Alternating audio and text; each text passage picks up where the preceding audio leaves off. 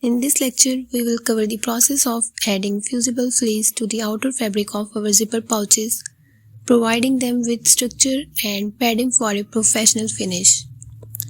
First, you need to prepare your workspace, set up your ironing table and plug in your iron. Ensure you have enough space to lay out your fabric and fusible fleece. Place your outer fabric rectangle on the table with the wrong side facing up. Smooth out any wrinkles or folds to ensure a flat surface. Take your fusible fleece and identify the shinier and adhesive side.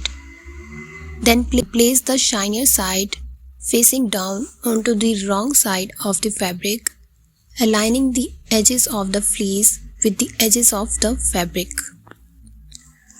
With the fusible fleece positioned on the fabric, use your iron to press down firmly on the fleece and fabric.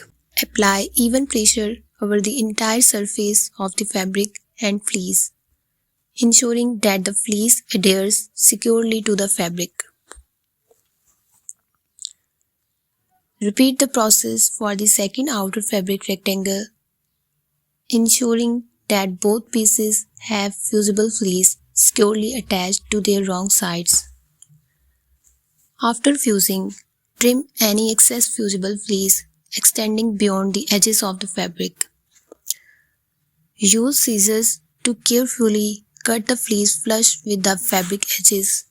By following these steps, you have successfully added fusible fleece to the outer fabric of your zipper pouches, enhancing their structure and providing a soft, padded interior. In the next lecture, we will move on to adding fabric tabs and shortening the zipper. Stay tuned for more sewing techniques and tips.